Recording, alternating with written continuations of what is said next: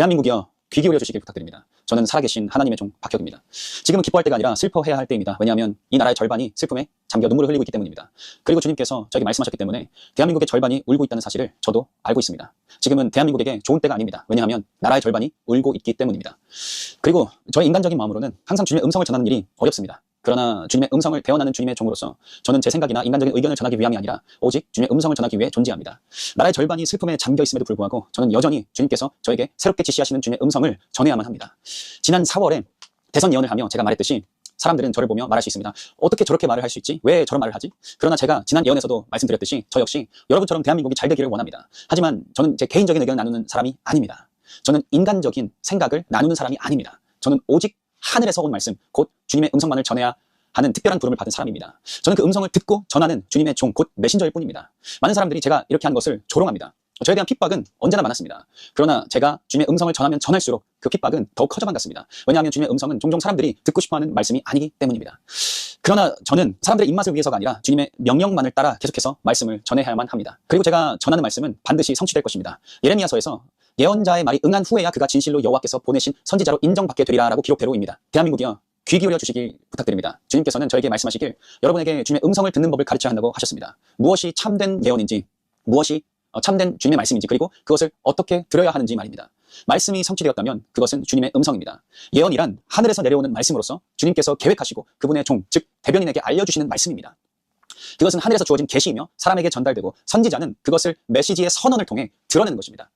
성경에도 이렇게 기록되어 있습니다. 아모스 3장 7절. 주 여호와께서는 그 종 선지자에게 그 계획을 나타내지 않고는 아무 일도 행하지 않으신다라고 쓰여 있습니다. 그렇다면 대한민국에는 무슨 일이 있었습니까? 주님께서 지난 4월부터 대통령이 좌파 진영에서 나올 것이라고 저에게 계시하셨습니다. 그리고 그것은 반드시 이루어질 일이라는 것을 저는 주님의 계시를 통해서 알았습니다. 그리고 그것을 대한민국 전체에게 선언하라고 주님께서 저에게 말씀하셨습니다. 그래서 제가 지난 4월에 영상으로 대선 예언을 선언했었습니다. 사실상 지난 4월이 되기 전부터, 사실상 지난 겨울부터 제가 대한민국을 향한 주님의 음성들을 전한 것들을 지난 겨울부터 자세하고 꼼꼼하게 들으신 분들은 지금 일어나고 있는 일들에 대해서 이미 지난 겨울부터 예언하며 예고하고 있었다는 것을 아실 것입니다. 지난 12월 23일부터 저는 탄핵 이후에 일어날 일들에 대해 주님의 경고 메시지를 전하기 시작했습니다. 그리고 지난 4월 26일 저는 이번 조기 대선에서 대한민국의 대통령이 누가 될 것인지 예언했었습니다.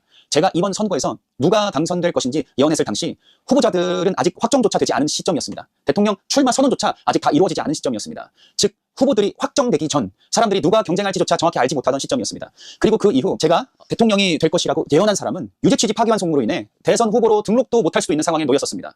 그러므로 인해 제가 선언한 대선 예언은 사실이 아니라고 말할 수 있는 논리적인 이유들이 사람들에게는 너무나 많았습니다. 많은 이들이 겸손하게 주님의 음성을 들으려 하기보다는 오히려 주님의 음성을 조롱하기 시작했습니다. 수많은 사람들이 저와 제가 선언한 주님의 음성을 조롱하기 시작했습니다.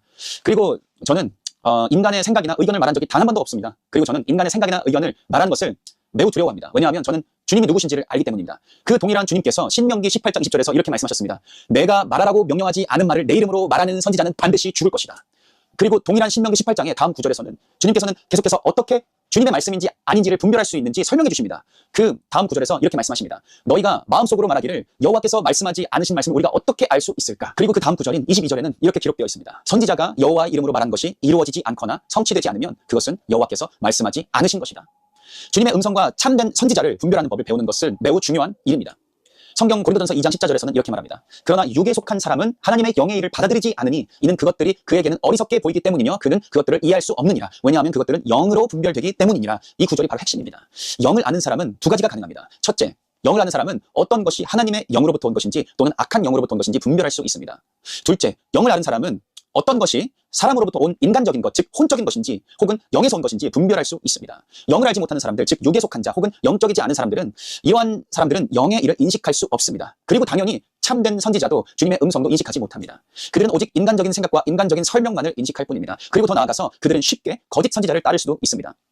제가 지난 4월에 대선 예언을 하자마자 어떤 선지자라는 사람은 저랑 반대되게 긍정적으로 예언을 했다면서 수많은 사람들이 저를 공격하기도 했었습니다. 예레미야서 27장부터 29장 정도를 보면 유다 사람들이 바벨론의 지배하에서 바벨론의 포로기를 지내고 있었습니다. 선지자 예레미야는 유다 사람들에게 끔찍한 예언을 했습니다. 그 예언은 바로 유다 사람들이 바벨론의 지배하에 70년을 있을 것이라는 예언이었습니다. 하지만 그때 하나냐라는 자칭 선지자가 등장해서 예레미야와 반대되는 예언을 했습니다. 예레미야와 반대되게 아주 긍정적인 예언이었습니다. 그 예언은 바로 지금부터 2년 안에 유다 사람들은 바벨론의 지배로부터 자유하게 되며 회복될 것이라는 아주 긍정적인 예언이었습니다. 예레미야는 듣기에 아주 부정적인 70년 동안 바벨론의 지배하에 있을 것이라는 예언을 유다 사람들에게 했고, 자칭 선지자라는 하나냐는 아주 긍정적인 2년 안에 바벨론의 지배로부터 자유케 되며 회복될 것이라는 예언을 유다 사람들에게 했습니다. 하지만 하나냐의 예언이 거짓 예언이었습니다. 그래서 예레미야는 이야기했습니다. 회복과 평화를 예언하는 하나냐의 말이 응한 후에야 그가 진실로 여호와께서 보내신 선지자로 인정받게 되리라. 그리고 나서 예레미야는 주님의 음성을 대언하여 하나냐에게 계속해서 말합니다. 너는 사람들에게 거짓을 믿게 하였다. 너는 하나님의 뜻과 음성을 거슬러 하나님을 상대로 도전하였다라고 말했습니다. 즉 하나냐에게 너는 사람들에게 거짓의 소망을 두게 했고 거짓을 믿게 했다라고 한 것입니다. 그리고 하나님께서는 예레미야가 하나냐에게 죽음을 선포하게 하셨습니다. 몇 개월 뒤에 하나냐는 죽게 되었습니다. 그러므로 선지자가 말한 말씀이 하늘에서 온 예언이라면 주님께서는 정하실 때 그것을 반드시 성취하실 것이며 말씀하신 그대로 이루실 것입니다. 주님께서 대한민국에 대해 말씀하신 것은 단순한 인간의 생각이 아니었습니다. 좌파 지도자가 대통령에 당선이 될 것이라는 예언은 하늘에서 온 말씀이었습니다. 하늘은 이미 그것을 알고 있었습니다. 하늘은 이미 사람들의 생각을 알고 있었고 2025년 이번 투표 이후에 어떤 일이 일어날지를 알고 있었습니다. 저 박혁은 주님의 종으로서 저의 이전 영상에서 모든 것들을 말했었습니다. 저는 주님께서 저에게 비밀 가운데 계시하신 것들을 다 말했었습니다. 왜냐하면 성경은 이렇게 말하기 때문입니다. 주님께서는 먼저 그분의 종 선지자에게 계시하지 않고는 아무 일도 행하지 않으시니라. 대한민국의 사람들은 교회에만 다니고 여호와 하나님, 야훼 하나님이 누구신지를 모릅니다. 그들은 주님이 여호와 야훼 하나님이시며 창세기에서 온 세상을 창조하신 동일한 창조주 여호와 야훼 하나님이시라는 것을 모릅니다. 그들은 주님이 여호와 하나님이시며 선지서들 속에서 사람들에게 말씀하신 동일한 여호와 하나님이시라는 것을 모릅니다. 그분은 결코 변하지 않으셨습니다. 그분은 지금도 말씀하시는 분이십니다. 주님은 변하지 않으셨습니다. 오직 사람들이 변했고 사람들이 그분이 누구이신지를 잊어버린 것입니다. 그분이 변하신 게 아니고 사람들이 변한 것입니다. 대한민국의 사람들은 살아계신 하나님을 거부하였습니다. 대한민국의 사람들은 그분이 누구이신지를 모릅니다. 대한민국의 사람들은 교회에 다니지만 하나님의 메시지를 알지 못합니다. 왜냐하면 하나님의 음성과 메시지는 영으로만 알 수 있기 때문입니다. 이것은 고린도전서 2장 14절에 기록된 대로입니다. 그러나 육에 속한 자는 하나님의 영의 일을 받아들이지 않으니 이는 그것들이 그에게는 어리석게 보이기 때문이며 그는 그것들을 이해할 수 없느니라. 왜냐하면 그것들은 영으로 분별되기 때문이니라. 최근에 저는 여러 한국 사람들을 1대1로 개인적으로 한 명씩 만나 주님의 메시지를 전하는 일이 있었습니다. 많이 있었습니다. 그러나 저는 사람들이 주님께로부터 직접 오는 것들을 인식하지 못한다는 것을 경험했습니다. 제가 메시지를 전달했을 때 많은 사람들은 이렇게 말했습니다. 생각해 볼게요. 고민해 볼게요. 한번 보겠습니다. 등등. 많은 사람들이 주님께로부터 직접 오는 것들을 인식하지 못한다는 것을 저는 경험했습니다. 그리고 나중에는 결국 이렇게 말합니다. 하지만 제가 느끼는 건 달라요. 느낌. 하지만 제 바람은 다릅니다. 나의 바람. 하지만 제 꿈은 다릅니다. 나의 꿈. 또 어떤 사람들은 이렇게 말합니다. 기도해 볼게요. 그러나 나중에는 결국 주님의 뜻과는 반대되는 결정들을 하는 것을 제가 보게 되었습니다. 그리고 인지하지 못한 채로 주님의 뜻과 반대되는 길로 걸어갑니다. 하나님께서 친히 그분의 종을 보내어 답을 주셨는데도 많은 사람들은 그것들을 인식하지 못하고 제가 주님께 여쭤볼게요 라고 말하며 결국에는 잘못된 음성을 따르게 되는 것을 제가 너무나 많이 보았습니다. 하나님께서 친히 그분의 종을 보내어 그 특정한 사람에게 메시지를 주셨음에도 불구하고 사람들은 그것을 알아보지도 인식하지도 못합니다. 그렇다면 어떻게 즉시 이것이 주님으로부터 온 것인지 인식할 수 있을까요? 그것은 오직 영을 통해서만 가능합니다. 올바른 영은 올바른 영을 알아보고 잘못된 영은 잘못된 영을 알아봅니다. 인간적인 것은 인간적인 것을 알아보고 혼적인 것은 혼적인 것을 알아보고 육에 속한 것은 육을 알아봅니다. 즉 올바른 영은 올바른 영에게 끌려가고 잘못된 영은 잘못된 영에게 끌려가고 육에 속한 것은 육에게 끌림을 당합니다. 다시 한번 고린도전서 2장 14절의 말씀을 상기시켜드립니다. 그러나 육에 속한 자는 하나님의 영의 일을 받아들이지 않으니 이는 그것들이 그에게는 어리석게 보이기 때문이며 그는 그것들을 인식할 수 없느니라. 왜냐하면 그것들은 영으로 분별되기 때문입니다.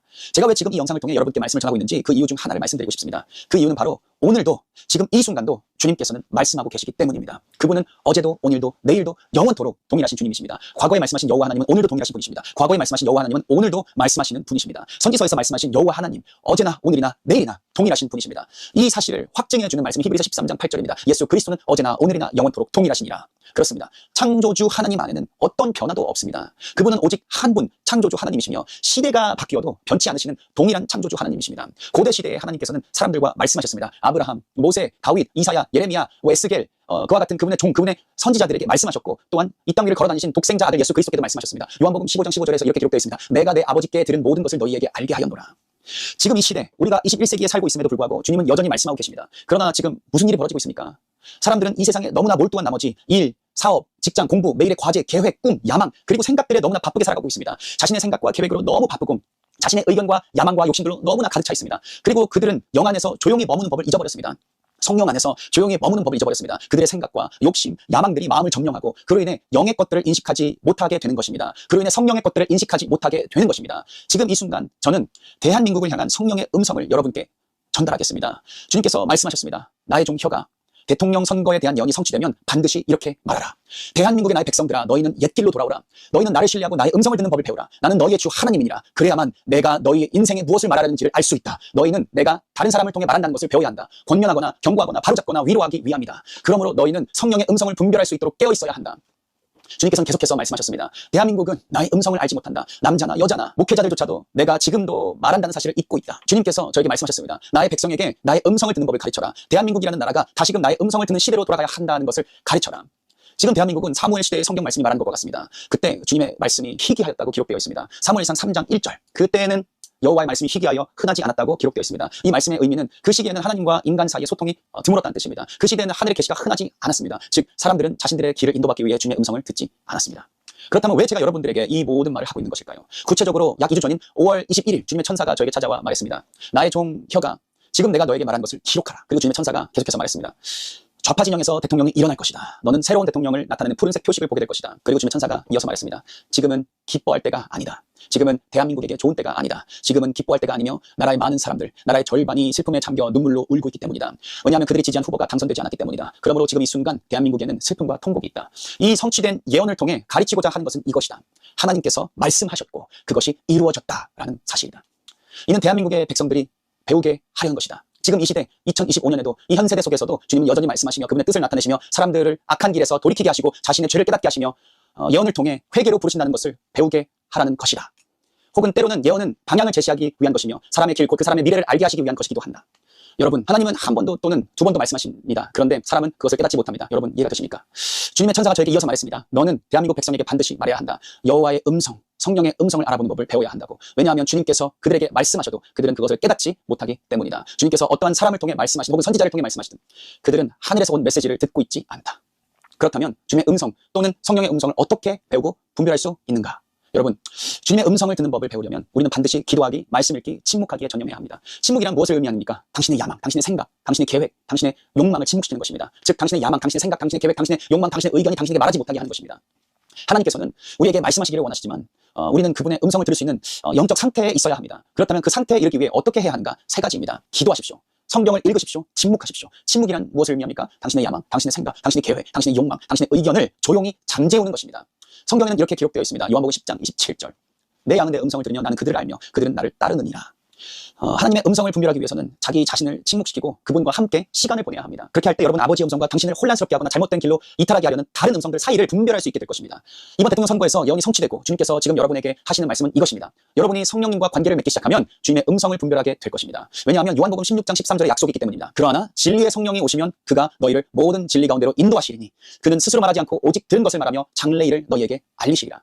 그러므로 여러분은 영적인 삶을 더 깊이 살아야 합니다. 주님을 위해 살고 그분의 음성에 민감해지는 법을 배워야 합니다. 여러분은 여러분의 생각을 비우고 주님의 음성을 기다리는 데 집중하십시오. 대한민국에 정말 많은 분들이 주님의 음성과 당신의 생각이 일치할 때는 그것은 주님의 음성이고 당신의 생각과 주님의 음성이 일치하지 않을 때는 그것은 주님의 음성이 아니고 주님의 음성은 사탄이 아닙니다. 여러분이 사탄처럼 선택해서 골라듣는 것이 아닙니다. 오늘날 사람들은 기도 중에 말을 너무 많이 합니다. 그러나 주님께서 말씀하시기 시작하면 그들은 그것을 부정합니다.